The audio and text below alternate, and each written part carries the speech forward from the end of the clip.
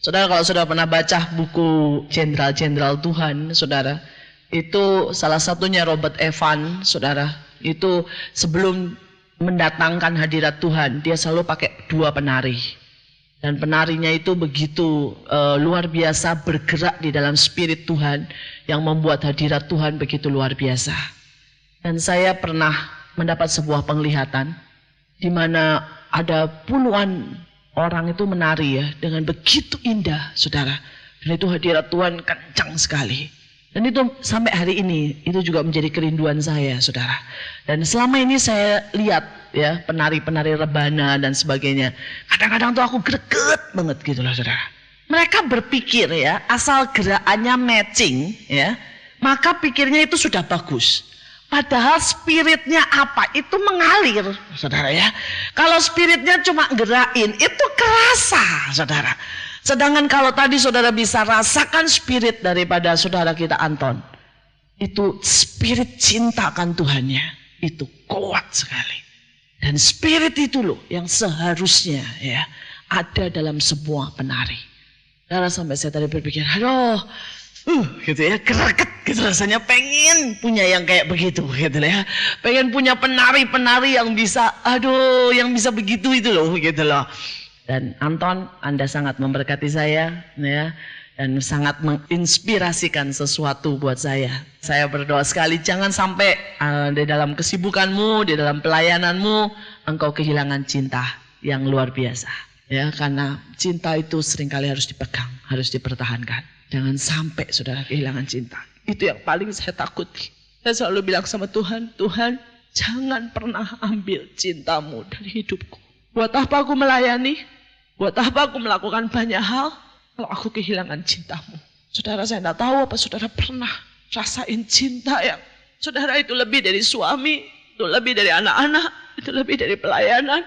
Cinta itu membuat saya hidup. Cinta itu membuat saya menari, cinta itu membuat saya berdiri, cinta itu membuat saya berani meletakkan apapun. Dan saya berkata sampai detik ini, satu hal yang saya tidak pernah mau kehilangan, itu cintanya. Saya cuma bilang, Tuhan, saya tidak peduli apapun yang kau buat dalam hidupku, tapi jangan pernah ambil cintamu dari hidupku. Saudara, dan cinta yang itu, saudara, Tuhan tanam dalam hidup saya begitu kuat. Dan saya selalu bisa merasakan orang yang berkhotbah dengan cinta atau tidak. Saya bisa merasakan orang yang menari dengan cinta atau tidak. Saya bisa merasakan orang yang menyanyi dengan cinta atau tidak. Dan saya tahu, saudara, Tuhan berkata di Wahyu, jangan sampai kita kehilangan kasih yang mula-mula. Saudara, dan itu loh cinta yang membara buat Tuhan. Saya selalu pesankan buat anak-anak muda yang mulai lari dalam pelayanan, yang mulai sungguh-sungguh. Saya bilang jangan sampai engkau kehilangan itu. Kenapa? Karena saya bertemu dengan banyak hamba-hamba Tuhan. Saya ketemu pada waktu dia mulai pelayanan. Bagaimana cintanya itu keluar, saudara. Tapi setelah dia di atas, setelah dia punya jemaat besar, saya lihat hilang sama sekali. Dan itu begitu menyakitkan Tuhan, saudara. Saya bisa merasakan hatinya, saudara, sakit sekali. Dan saya berkata, Tuhan, jangan pernah aku mengkhianati engkau seperti itu. Jangan sampai aku menyintai pelayanan, suami, anak, apapun lebih daripada engkau. Saya bilang, jangan pernah ambil cintamu dari hidupku. Karena hanya itu yang saya bisa berikan buat Tuhan. Kalau saya bisa berdiri, ini dari Tuhan dan untuk Tuhan. Tapi satu yang dia cari, cinta. Cintanya. Dia taruh di kita untuk dikembalikan buat dia. Sekalipun kau mendapat suami yang terbaik, sekalipun kau mendapat anak yang termanis, jangan pernah itu naik begitu rupa sampai kau kehilangan cintanya. Karena itu saya belajar meletakkan suami anak-anak saya di hadapan Tuhan. Dan saya berkata, Tuhan, aku tidak mau ada satu pun pembatas antara engkau dengan saya. Saya bilang dalam hidup saya, Tuhan, saya mau all about you. Semuanya. Kalau saya bicara tentang anak, ujungnya harus Yesus. Saya bicara tentang suami, ujungnya harus Yesus. Saya bicara tentang talenta, ujungnya harus Yesus. Karena semua dalam hidup saya, semua harus buat dia.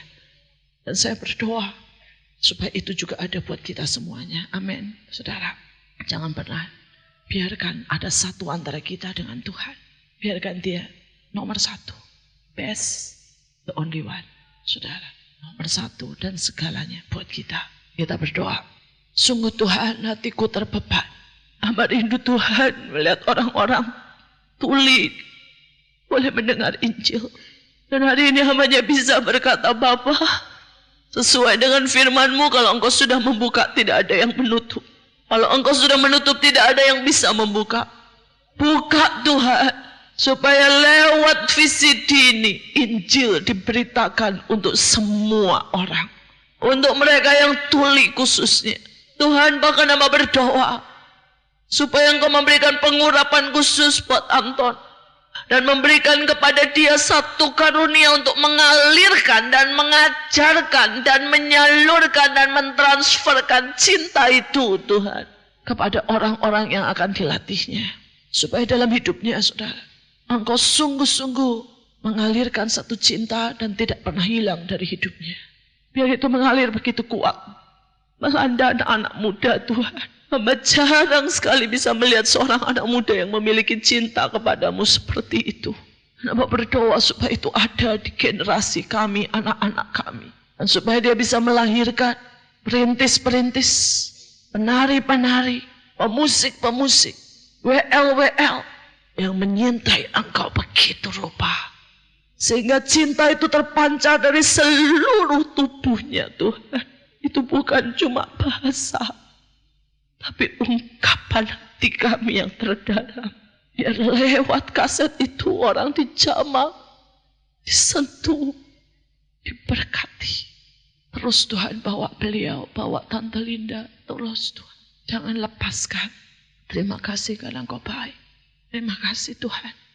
Hamba percaya Engkau yang memulai pekerjaan baik, Engkau akan menyelesaikan sampai akhir. Dalam nama Yesus. Amin. Saudara, kita baca pertama ayat yang ke-6. Mulai dari ayat yang ke-6. Amsal 8. Saudara bisa baca nanti di rumah semuanya ya. Amsal 8. Nanti saudara di rumah membaca semuanya. Ini bicara soal hikmat. Dia menerangkan banyak hal. Tetapi beberapa hal sebagai pedoman saya terangkan. Dengarkanlah, karena aku akan mengatakan perkara-perkara yang dalam dan akan membuka bibirku tentang perkara-perkara yang tepat. Saudara, yang pertama, hikmat itu membuat kita, saudara, mengenal sesuatu yang dalam, saudara, dan mengenali sesuatu dengan tepat, saudara. Kalau saudara pergi ke dokter, gejalanya bisa sama, yaitu panas. Tapi itu bisa radang tenggorokan, itu juga bisa demam berdarah, saudara. Itu juga bisa tifus. Kalau saudara tidak mengenali dengan tepat, saudara kasih obat yang salah, itu akibatnya fatal. Saudara, demikian juga dengan hidup ini. Seorang anak itu berontak, saudara ya. Misalnya seorang anak itu berontak, dia bilang, saudara, misalnya mamanya bilang, kamu pergi sekolah, dia bilang enggak, gitu ya. Saudara, itu kelihatannya sama-sama berontak, tapi bisa macam-macam. Alasannya bisa karena anak itu sakit hati, karena anak itu takut di sekolah, karena ada orang-orang yang mungkin menekan dia di sekolah, ada karena anak itu sedang mengalami satu goncangan di dalam, atau anak itu bisa sakit, itu macam-macam. Nah, banyak orang tua atau banyak saudara pelayan-pelayan Tuhan itu tidak punya ketepatan. Karena tidak punya ketepatan, saudara, akibatnya banyak sekali yang tidak bisa dengan beres dan tuntas dikerjakan. Berdoa, saudara. Dan untuk itu jangan sok pintar. Ayah saya selalu berkata begini, jangan pakai pengalaman. Ya. Kalau engkau pakai pengalaman, engkau akan terjebak dengan pengalaman. Engkau harus belajar dari pengalaman, tapi tidak dijadikan patokan. Amin. Ngerti ya saudara? Belajar dari pengalaman, tapi jangan buat pengalaman menjadi patokan. Jangan buat pengalaman jadi teori, saudara. Karena itu akan menjebak saudara. Karena setiap keadaan itu kita harus tangani dengan dalam dan tepat. Saudara, bicara soal kedalaman, saudara ya. Setiap hubungan itu ada kedalaman. Ya. Demikian juga kita dengan Tuhan. Jangan pernah berhenti stuck pada satu sisi. Saudara, mungkin pertama kali saudara kenal saya seperti ini. Ini kenal saya. Tapi sebenarnya saudara belum memiliki kedalaman dengan saya. Saudara, orang yang punya kedalaman dengan saya adalah saya cuma ngangkat telepon aja nih, misalnya ngomong halo, mereka sudah tahu saya ini lagi gimana. Ada yang bisa berkata, Ci, kamu lagi malas ngomong ya, Ci. Halomu kelihatan dingin, katanya ya. Nah, saudara, ini karena memiliki kedalaman. Tapi kalau orang yang tidak memiliki kedalaman, saudara, mereka tidak pernah mengerti. Mungkin ngomong sama saya 2 jam, mereka tidak pernah tahu hati saya. Kenapa? Karena mereka tidak memiliki kedalaman. Demikian juga dengan Tuhan. Saya berdoa supaya Anda ini menjadi orang yang dalam. Ya, dalam, saudara. Di dalam Tuhan engkau memiliki kedalaman, keintiman begitu rupa. Dengan teman, saudara, engkau punya beberapa sahabat yang punya kedalaman, saudara. Ya, seorang raja pun butuh sahabat. Jadi tidak ada di kita yang berkata kita tidak butuh sahabat. Itu bahaya besar. Ya. Kita butuh sahabat, saudara, untuk menegur, untuk membuat pertimbangan, untuk membuat kita, saudara, lebih bijaksana, untuk melihat dari sisi orang lain. Saudara, saya bersyukur di rumah saya itu ada 4 temperamen. Ya, saudara tahu kan ada temperamen kolerik, saudara ya, melankolis, saudara, terus kemudian sanguin, dan ada temperamen flegmatis. Saudara, 4 temperamen itu selalu kalau melihat satu persoalan, itu dari 4 sisi. Selalu, saudara. Tapi saudara, itu bisa membuat kita marah. Itu bisa membuat kita benturan. Tapi itu bisa membuat kita kaya, dalam, saudara. Dan saya bersyukur. Kami itu kalau apapun, saudara ya. Pada waktu kami rapat berempat seluruh keluarga, itu lihatnya komplit. Misalnya dia bilang begini. Misalnya kita mau memutuskan ke Bali, tapi dengar di Bali ada gempa bumi, misal gitu ya. Ada gempa bumi. Saudara yang melankolis, anak saya yang pertama itu melankolis sekali, pasti dia ngomong begini, nanti kalau gempa lagi gimana? Ya. Nanti kalau di sana terus kacau balau gimana? Jadi dia selalu melihat dari sisi negatifnya. Kalau terjadi begini yang negatif gimana, saudara? Nah, itu membuat kita mikir dan perlu pertimbangan. Ya, kalau suami saya selalu dia lihat dari flegmatis. Suami saya itu flegmatis sekali. Dia selalu bilang gini, kita itu ngeflow aja lah. Lihat gimana nanti kalau sudah deket. Saudara, santai aja lah gimana nanti, gitu ya. Saudara, nah selalu dia membuat semuanya menjadi lebih tenang. Dia bilang belum tentu nanti keadaannya sama, pasti berubah lagi, saudara. Ya, kalau anak saya yang koleris, yang nomor 2 itu koleris sekali, Joshua, selalu dia bilang begini, tentuin dari sekarang, kita maunya apa? Gitu ya. Kalau kita sudah mau, pasti Tuhan buka jalan, kita doa aja, gitu ya. Karena dia koleris sekali. Yang sanguin kayak model saya gini. Pokoknya semua seneng, saya ikut seneng, gitu ya. Ya toh seneng beres. Buat saya enggak penting mau berubah 3 kali ya enggak masalah, saudara ya. Yang penting seneng sama seneng, saudara. Nah, itu untuk menentukan restoran, untuk kita pergi. Seringkali itu 4 muncul, selalu 4 itu muncul di muka. Tapi karena 4 itu, saudara, kita lengkap. Kita bisa prediksi yang negatif, kita doakan.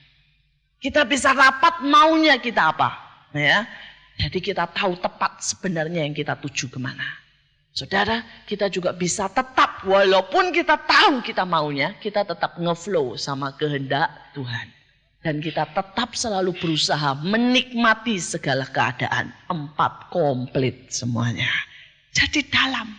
Nah, saya berdoa supaya saudara mengerti tentang hikmat. Kalau saudara tahu tentang tepat dan dalam, maka saudara setiap perubahan itu tidak membuat perpisahan. Tapi setiap perbedaan memperkuat kedudukan. Dengarkan itu. Di dalam keluarga pasti ada perbedaan. Perbedaan tidak boleh memisahkan kita. Perbedaan harus memperkuat kita. Amin.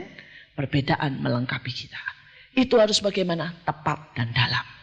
Saudara, setiap kali saudara belajar melihat dengan ketepatan apa yang Tuhan mau.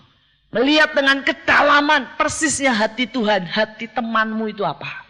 Ya, ini contoh lagi yang sepele. Saudara, pada waktu itu saya di Belanda, saya berdoa. Tuhan suruh saya berdoa jam 7 pagi, saudara. Saudara, jadi setiap kali jam 7 pagi saya kumpulkan orang-orang dan kami mulai bersama-sama berdoa. Saudara, nah kemudian pada waktu kami selesai berdoa jam 9 itu ya, tiba-tiba rumah saya itu digembrong sama orang. Tetangga saya persis. Wah, dia maki-maki saya dengan bahasa yang paling kotor, saudara ya. Terus kemudian dia jepret pintu, saudara ya. Dan saat itu saya juga panas. Saya bilang begini, ini jam 7, dia bilang ya. Sudah waktunya semua orang bangun. Loh, jam 7 kan enggak pagi-pagi sekali kan. Jadi enggak masalah saya doa. Saya enggak ganggu orang. Sudah jam 7 ini hak. Saya pikir saya juga mau balas ngamuk, saudara. Saya pikir, saudara, saya itu kesal, saudara. Karena ini rumah saya ribut sedikit, dia marah padahal jam 7 pagi. Itu normal, jam 7 jamnya kerja. Salah siapa masih tidur? Dia bilang, saya tidur terganggu. Tak pikir orang males nih, jam 7 masih tidur. Saudara, kemudian Tuhan bilang begini, seorang hamba Tuhan tidak boleh bertengkar. Kamu beli kue yang terbaik, berkati dia. Saya bilang, ya sudahlah, nurut sama Tuhan. Saudara, saya beli kue. Saya ketok kamarnya. Saya minta maaf. Saya kasih apel tart. Saudara, saya kasih apel tart. Saya bilang, saya minta maaf. Terus kemudian orangnya ngomong gini, oke, saya mau bicara sama kamu. Saya panggil dia minum kopi ke rumah saya. Waktu dia datang ke minum kopi ke rumah saya, dia ngomong begini. Saya itu kerja shift malam. Saya baru sampai rumah jam 7 pagi. Saya makan jam 8 saya mulai tidur. Saudara mengerti enggak? Saya sudah menghakimi dia. Saya pikir dia orang males. Jam 8 masih tidur. Padahal dia baru mau tidur, saudara ya. Karena dia shift malam. Nah, seringkali kita itu enggak bisa dengan tepat. Kenapa? Karena kita sudah punya yang namanya paradigma. Paradigma itu adalah cara berpikir yang menghalangi kita. Kita pikir, saya sangka. Saudara ya. Nah, itu harus dirubah, itu harus dirubah. Saya sangka istri saya marah. Ya, saya itu geli sekali waktu yang lalu di Lebaran kan pembantu pulang. Terus kemudian saudara istrinya masak segala macam, suaminya ngomong begini. Yang perlu dibantuin, istrinya bilang, gak usah.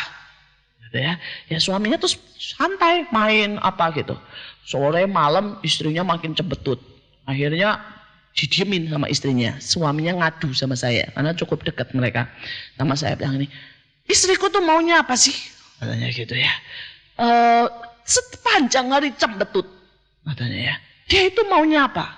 Terus saya bilang ceritain dulu kondisinya bi. Terus dia cerita, tadi pagi itu dari pagi dia kerja. Tak tanyain, mau dibantuin enggak? Dia jawab, enggak usah. Katanya.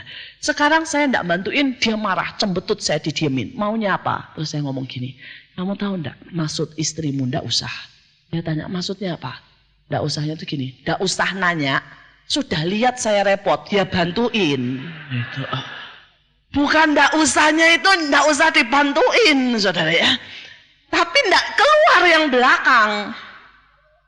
Enggak keluarnya cuma sampai enggak usah. Gitu ya. Saya bilang loh dari iramanya kan sudah kelihatan tuh. Bahwa enggak usahnya itu enggak usah kesel. Itu artinya enggak usah nanya. Ya. Terus dia bilang loh tak sangka enggak usah beneran. Nah ini loh paradigma ini loh paradigma. Tapi ya saya marah juga sama istrinya. Karena ya mereka berdua dekat. Saya bilang ini, kamu itu loh memangnya suamimu nabi. Aku bilang gitu ya. Ngerti hatimu ya. Kok ya ngomong. Ya jelaskan. Yang bantuin. Kan lebih enak toh. Daripada kamu kerja sendiri. Cembetut marah-marah. Ya. Ya, saya bilang kenapa sih enggak mau ngomong? Dia bilang, ya namanya suami mesti ngerti loh. Nah itu juga paradigma. Ya. Karena menganggap suaminya harus mengerti. Nah ini semuanya saudara. Ini harus dihapus. Ya. Supaya kita belajar tepat. Saudara saya bersyukur saat itu saya tepat cara saya. Yaitu karena Tuhan yang ngajarin beli apel tart. Ya itu tepat. Akibatnya kami ngobrol banyak. Dia share, saudara dia ngerti, dia cerita tentang masalahnya. Saudara dan kemudian saudara saya bilang, oh ya Pak saya minta maaf. Saya tidak tahu kalau Bapak shift malam. Saya itu doa pagi. Terus kemudian dia bilang gini, ya sudahlah. Kamu setiap hari apa doa? Ya setiap hari ini Pak. Oh ya sudah. Kalau hari-hari itu nanti saya pakai tutup kuping. Katanya ya beres masalah. Ya. pada waktu kita bisa tepat dan dalam, ya, kita akan membereskan masalah. Amin, saudara ya. Kita lihat yang selanjutnya. Saudara, yang namanya hikmat, saudara, itu kita lihat ayat 7. Karena lidahku mengatakan kebenaran dan kefasikan adalah kekejian bagi bibirku. Saudara, di dalam hikmat itu selalu ada kebenaran. Hikmat itu tidak membuat kita jadi nipu, enggak.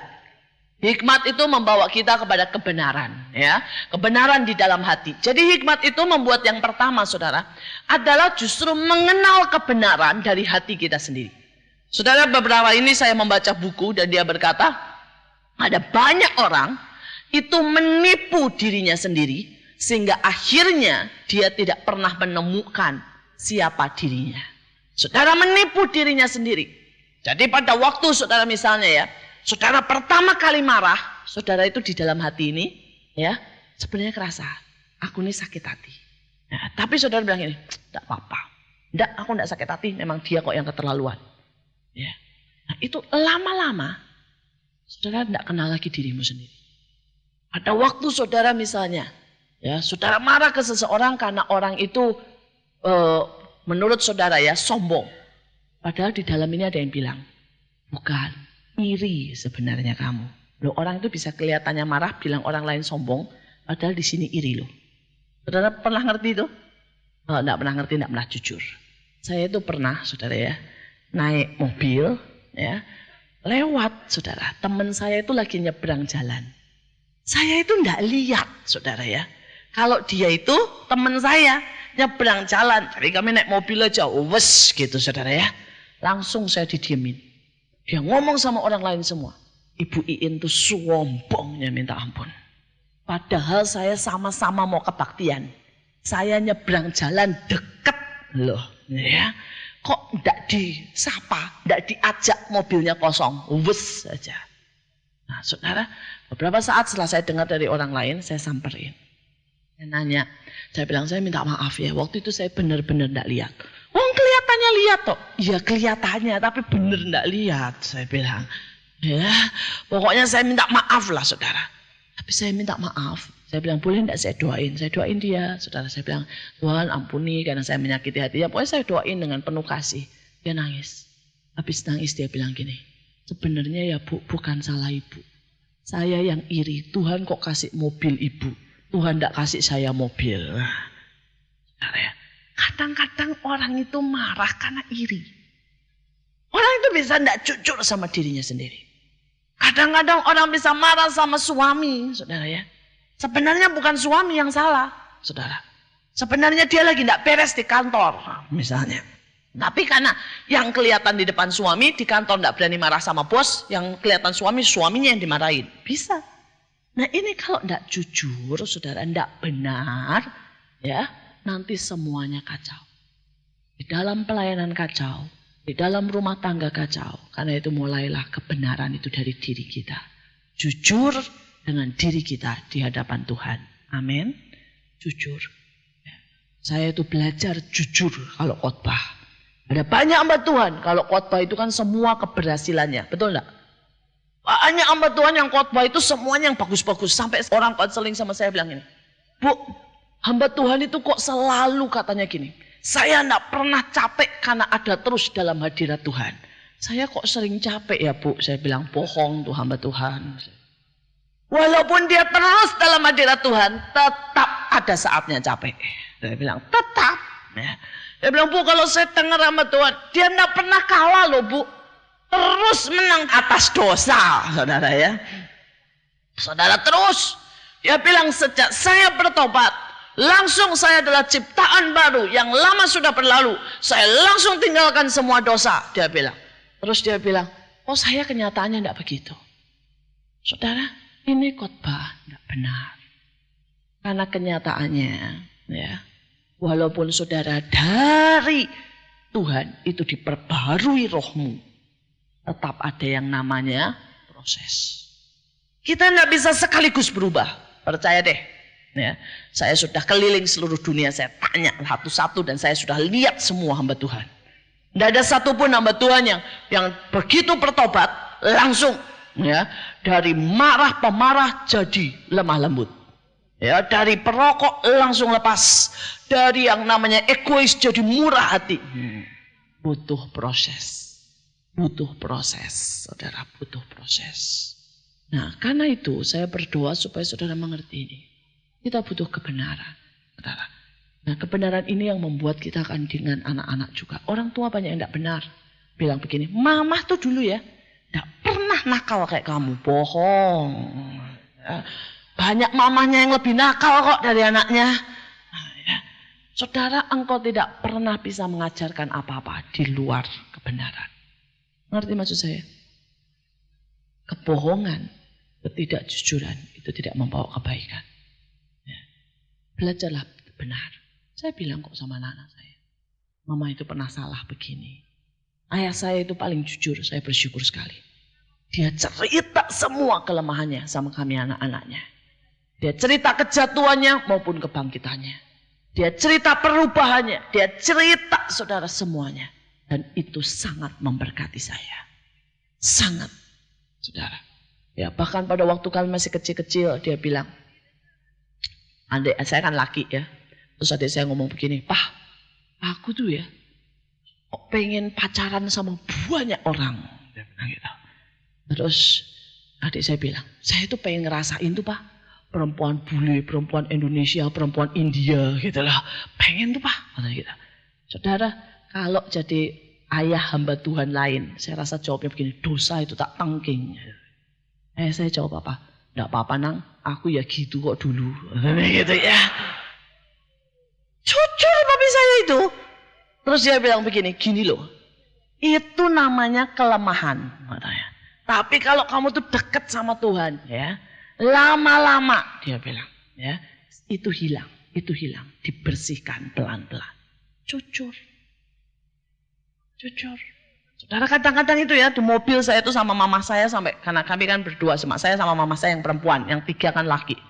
Di mobil itu terus lewat gitu ada perempuan dulu waktu saya masih muda, adik saya masih belum itu ya. Ada perempuan cakep gitu adik saya bilang ini, tuh Pak itu baru body katanya gitu ya. Saudara itu hamba Tuhan loh. Dan papi saya enggak bilang gini, dosa lu, diem gitu ya. Ayah saya enggak bilang, nikmati ciptaan Tuhan, tapi jangan dipikir dosa katanya ya. Dibayang-bayangin dosa. Kalau cuma sekedar lihat, enggak apa-apa salah. Itu ciptaan Tuhan katanya ya. Saudara, saya itu melihat satu kejujuran, kebenaran di keluarga kami. Itu membuat kami itu bertumbuh bebas, tapi pada rambunya. Saudara. Dan saya berdoa, supaya saudara itu jangan keluar dari kebenaran. Palsuan, kebohongan tidak pernah membuahkan hasil. Ya, kita lihat dan selanjutnya. Saudara, kita lihat ayat 12. Aku hikmat tinggal bersama-sama dengan kecerdasan. Dan aku mendapat pengetahuan dan kebijaksanaan. Saudara, jadi di dalam hikmat itu ada 3 hal. Kecerdasan, ini bicara soal cerdik. Bicara soal IQ. Yang kedua adalah pengetahuan. Pengetahuan ini saudara mau tidak mau harus belajar dari orang lain. Belajar dari buku, belajar dari orang lain, belajar dari pengalaman, belajar dari lingkungan. Saudara, orang yang tidak punya pengetahuan, dia akan lambat saudara untuk berkembang. Karena itu saudara ada orang-orang yang berkata, saya mau tunggu semua dari Tuhan, tidak bisa. Ya, kita itu dikasih Tuhan yang namanya pengetahuan untuk apa? Mencari tahu dari orang lain pengetahuan itu. Saudara, artinya kalau saudara dipanggil jadi pemimpin pujian, ya baca buku tentang pemimpin pujian. Pelajari gimana nyanyi dengan baik. Pelajari, lihat contohnya, saudara ya. Dan ikuti jejaknya. Kalau saudara mau jadi konselor, jangan cuma berkata gini, saya mau modal urapan. Kok bisa? Ya, saudara tidak bisa cuma modal urapan. Baca buku-buku tentang konselor, baca bagaimana pelepasan, baca bagaimana inner healing, saudara ya.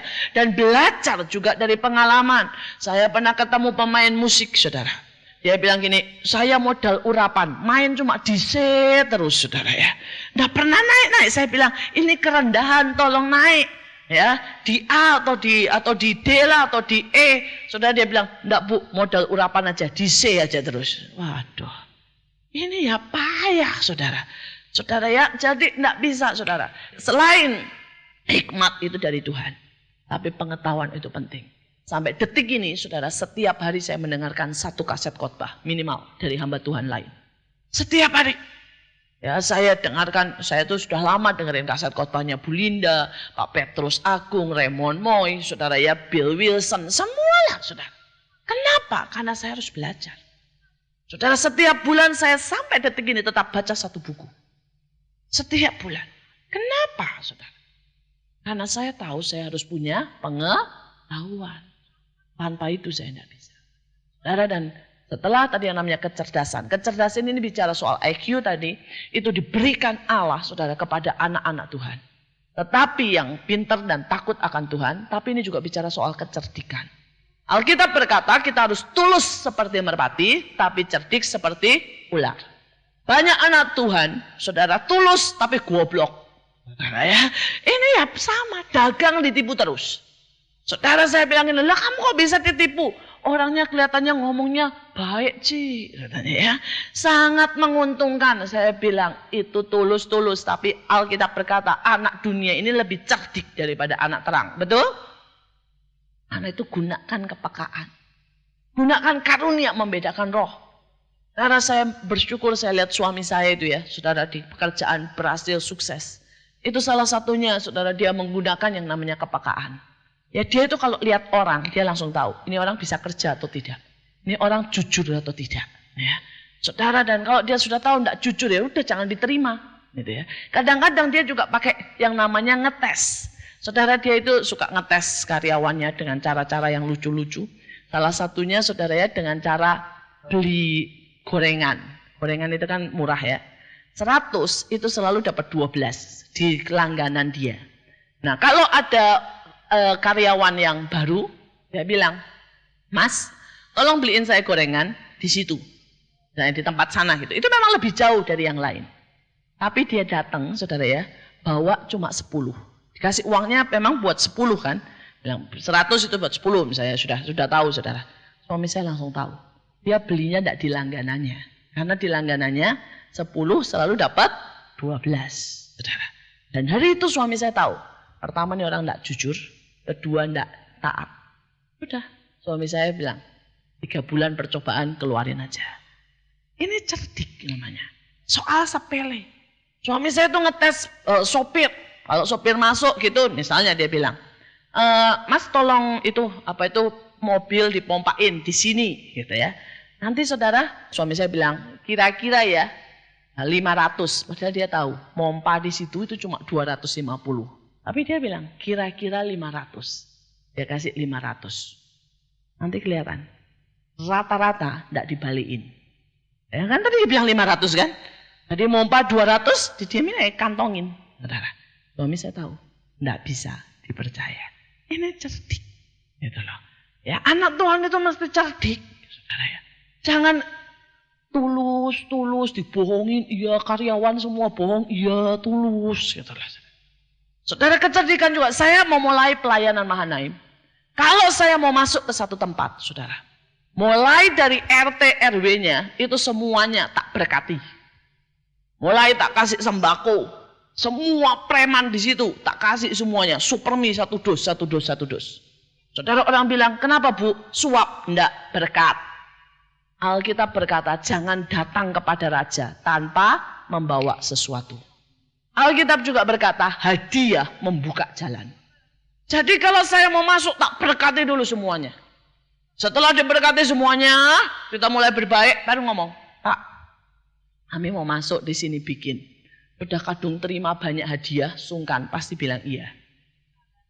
Saudara, itu namanya cerdik. Nah, kemudian saudara banyak kali, ya orang tidak mau menggunakan kecerdikan. Dan dia berkata, pokoknya tulus. Tidak cukup tulus. Jadi pertama cerdik, saudara ya, cerdas. Terus kemudian berpengetahuan. Dan ketiga, tadi apa saudara? Kebijaksanaan. Kebijaksanaan, saudara, ini untuk memutuskan sesuatu. Ya. Dari mana kita bisa bijaksana untuk memutuskan dengan benar, saudara? Kita harus dengan pertimbangan. Ayat 14 dijelaskan, padaku ada nasihat, ada pertimbangan, akulah pengertian, padakulah kekuatan. Saudara, jadi di dalam hikmatnya ada sesuatu yang sangat luar biasa. Yang pertama, saudara, di dalam hikmat kita akan bisa menasehati. Tidak semua orang bisa menasehati. Ya, ada orang-orang yang kalau menasihati remaja, kalau saudara punya anak remaja, saudara menasihati dengan cara begini. Tidak boleh begitu. Ya, tidak boleh begini. Tidak bisa. Itu akan menimbulkan pemberontakan. Ada seorang ibu, saudara, anaknya baru teleponan sama cowok, anaknya cewek baru teleponan sama cowok 1 jam. Begitu telepon ditutup, mamanya langsung bilang, jangan mulai-mulai pacaran ya. Pokoknya mulai sekarang mama ndak mau kamu ngobrol sama teman laki lebih dari 10 menit. Dia bilang, mama ndak mau, kamu kecil-kecil. Ya sudah pacaran, pokoknya dia langsung ngomong. Saudara, anaknya ngomong sama saya. Dia bilang, tante, saya ndak akan pernah cerita sama mama. Ya, kalau banyak temanku yang naksir aku. Dan aku mulai naksir sama mereka. Dia bilang, sekarang tante, kalau saya mau teleponan, aku pura aja jalan ke depan, padahal ke wartel, ngobrol di situ. Saudara mau anak saudara seperti itu? Enggak kan? Kenapa? Karena dia tidak dengan hikmat. Dia memberi nasihat, tapi tidak dengan cara yang bisa diterima oleh anak remaja. Saudara, anak remaja sudah tidak boleh kekang.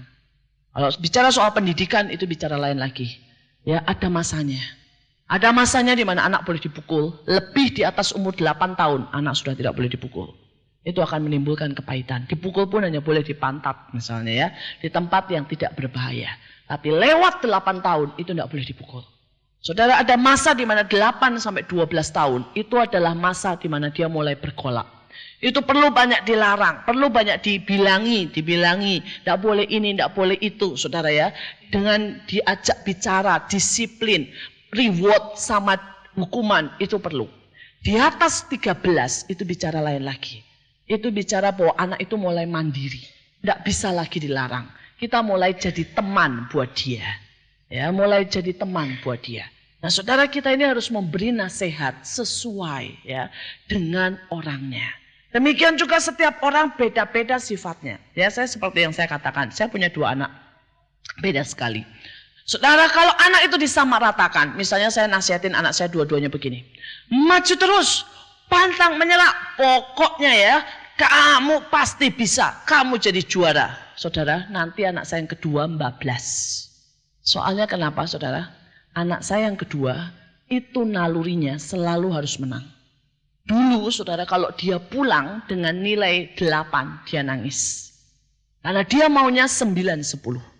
Dia dulu, saudara, dulu waktu kecil, kalau dia main catur ya, dia tahu sudah mau kalah nih, saudara. Dia akan pura-pura berdiri, dia senggol tuh catur, sehingga berantakan. Yang penting tidak kalah, saudara ya.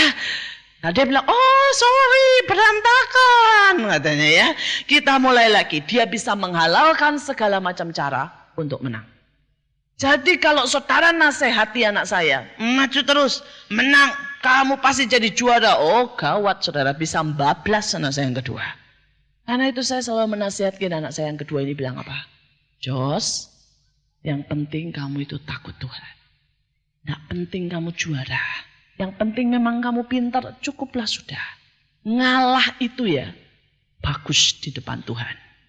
Penguasaan diri penting. Tapi jangan kasih itu ke kokohnya, saudara ya. Kokohnya saudara dapat 6, saya bilang, koh, keterlaluan lu dapat 6. Gitu ya. Dia bilang gini, bersyukur mah yang lain 4. Saudara, kokohnya itu, ini kalau mau main nih, belum apa-apa nih, mau main misalnya, main apa aja lah, catur, atau main kartu ya, sama adiknya. Dia bisikin orang lain semua, kokohnya ini. Si Stephen ngomong gini, biarin Joshua menang ya. Dia itu suka sekali menang. 2 kali biarin dia menang, setelah itu kita menang. Ya, saudara, dia kasih tahu sama orang lain. Nanti kalau Joshua tidak menang, marah, katanya ya. Coba. Jadi kalau saudara kasih nasihat, kok kalah itu baik, dia akan berkata, iya bagus, saya mau kalah seumur hidup, tidak apa-apa. Itu tidak ada daya juangnya, saudara. Jadi saya selalu bilang sama anak saya yang ke-1, bisa.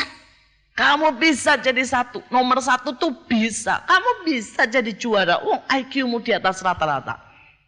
Berbeda. Saudara, mereka dua-duanya ikut klub bola. Pada waktu itu di Jakarta ada pertandingan Live Boy, saudara ya, pertandingan klub bola. Saudara, begitu diumumkan akan ada pertandingan antar sekolah sampai seluruh Jakarta. Anak saya yang pertama yang gede ngomong begini, semoga saya jadi pemain cadangan. Bingung kan? Saya nanya, loh kenapa mau jadi pemain cadangan? Coba mama bayangin ya, saya ini kan kiper. Kalau sampai kegolan, resikonya gede mah. Dimarahin temen katanya ya. Mending jadi pemain cadangan, aman. Saudara mau tahu adiknya? Begitu pulang ngomong begini, Mah, aku berdoa supaya aku jadi pemain inti. Tidak pernah duduk di bangku cadangan. Saya nanya, lu kenapa? Kan baik toh main gantian semua main. Dia bilang, enggak Mah, yang duduk di bangku cadangan itu pasti pemain jelek. Malu aku kalau duduk di situ, mendingan enggak datang. Beda kan? Jadi kalau saudara nasihatin enggak bisa. Yang satu saudara ya, takut tantangan. Yang satu takut malu. Ini beda. Saudara yang kakaknya itu enggak malu. Saudara ya, mau duduk di bangku cadangan asal aman, enggak peduli. Jadi saudara itu harus kenal anak saudara. Saudara harus kenal diri saudara. Saudara harus kenal suami saudara. Suami saya itu kalau saya suruh pasti tidak melakukan. Tapi kalau saya cerita, dia pasti melakukan. Nah kita mesti ngerti salahnya, saudara ya. Itu dari dulu pada waktu kita awal menikah, itu yang membuat saya dulu berantem, salah satunya. Jadi misalnya nih makanan tinggal sedikit. Saya ngomong gini, yang makanan tinggal sedikit, habisin. Pasti enggak. Kenapa? Karena dia itu enggak suka disuruh. Dia bilang dari kecil saya itu sudah disuruh-suruh. Sekarang saya mau jadi suami. Artinya saya mau jadi yang atas. Saya enggak mau disuruh kamu. Gitu. Jadi sengaja saya suruh makan, enggak makan. Tapi kalau misalnya itu ada makanan tinggal sedikit, saya bilang gini. Banyak lu sekarang tuh orang yang ini ya, kekurangan makan. Saya tuh kadang-kadang lihat makanan sisa tuh sayang loh. Ya. Tapi saya mau makan, lah saya ini tambah gendut ya. Kamu suka enggak sih yang kalau istrimu gendut? Jadi itu saya bilang, ya sudah tak makan sini. Gitu saudara ya. Jadi nasihat itu mesti tahu salahnya gitu loh saudara ya. Mesti tahu salahnya ya. Nah saudara itu cara memberi nasihat. Amin saudara ya. Ya saya berdoa supaya saudara jadi hikmat, berhikmat. Saudara ya tahu salahnya. Nah saudara lanjutin. Setelah punya nasihat, saudara punya pertimbangan. Ya setiap hidup ini jangan cepat mengambil keputusan. Desember yang lalu saudara, orang mendesak saya untuk pesan besi. Karena besi akan naik 2 kali lipat. Ya, dan kebutuhan besi kami itu 2M, cuma besinya aja. Jadi kalau besi naik 2 kali lipat akan jadi 4M. Tapi enggak punya uang. Saudara dan orang bilang gini, pokoknya pesen dulu lah Bu. Pesen tak ketok supaya pakai harga lama. Ya, nanti perkara ibu bayarnya, ngambilnya, enggak apa-apa, tapi pesen dulu. Tapi saya doa, Tuhan enggak ngomong apa-apa. Saudara, jadi saya bilang enggak. Saya enggak mau ngambil keputusan. Saudara sampai akhirnya lewat, harga itu harusnya naik 2 kali lipat. Saudara tiba-tiba saya ketemu orang di Bandung. Dia mau konseling sama ayah saya, ketemu saya, dia bilang, In, kamu kan mau bangun? Iya. Saya ini importer besi. Dia bilang, semua besi saya yang suplai. Gratis. Loh coba aku sudah pesen. Kena saya. Kan mesti bayar biar bagaimana pembatalan. Ya, jadi saya berkata jangan mau didesak oleh waktu. Walaupun didesak kalau Tuhan tidak bicara, mendingan diem. Karena Tuhan selalu tahu yang terbaik. Amin, saudara ya.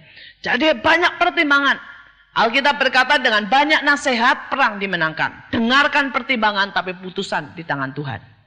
Kemudian saudara setelah pertimbangan adalah pengertian. Saudara pengertian ini membuat saudara mengerti orang lain. Membuat saudara mengerti Tuhan. Kemudian adalah kekuatan. Di dalam hikmat itu ada kekuatan. Saudara ayat yang ke-15. Di dalam hikmat juga ada keadilan. Saudara saya akan tutup karena waktunya. Dan saya berdoa supaya saudara hari-hari ini makin berjalan di dalam hikmat Tuhan. Saudara makin diberkati, makin kuat, makin bersatu di dalam keluarga, makin mengasihi Tuhan. Kita akan berdoa bersama-sama. Mari kita berdiri. Saya akan berdoa buat saudara, kita akan terima berkat dari